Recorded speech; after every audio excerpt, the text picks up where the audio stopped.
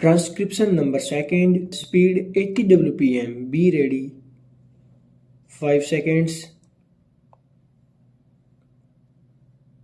Sri D.S. Gill pointed out that the expenditure on certain facilities provided by an employer was not treated as prerequisites.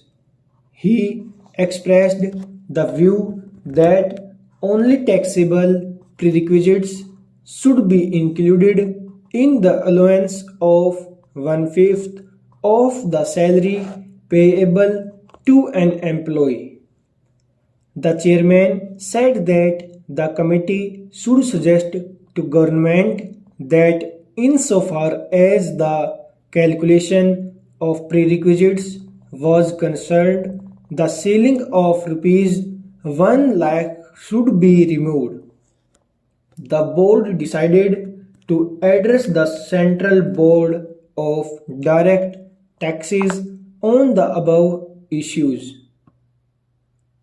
The board considered a letter dated 26th October 1971 from Industrial Corporation Limited on the deduction of income tax at source on interest paid to bank on retiring documents for purchase of material. Sri J.S. Gill, explaining the position, said that unless there was some obligation or agreement, interest had to be paid to the bank by the buyer on retiring the documents beyond the due date, which will be passed on by the bank to the seller's banker or to the seller himself.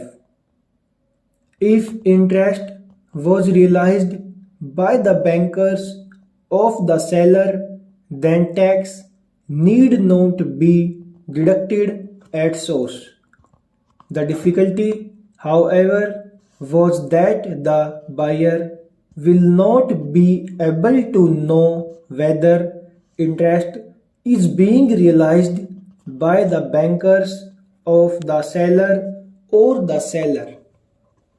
Again, the bankers of the buyer will always insist for full amount of the documents and the total interest payable thereon, because they have to remit the amount of the documents and the interest in full to the bankers of the seller or the seller. Here also it was possible for buyer to deduct income tax at source on interest paid.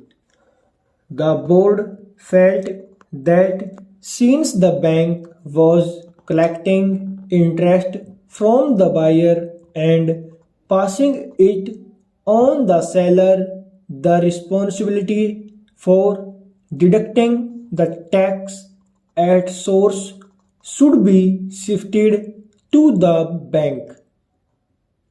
As an alternative to the above, the chairman's suggestion that the bank should disclose to the buyer the interest to be paid to the seller and accept the reduced amount from the buyer after deduction of tax at source and issue a certificate to the seller for tax deduction was accepted.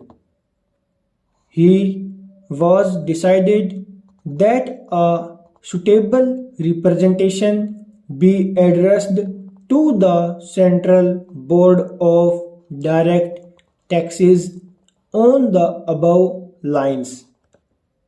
According to the provision in the above section introduced by the Finance Act, the exemption from the income tax of travel concession granted to an employee from his place of employment to his home town will be available for him up to the distance of the hometown even if he goes anywhere else in India.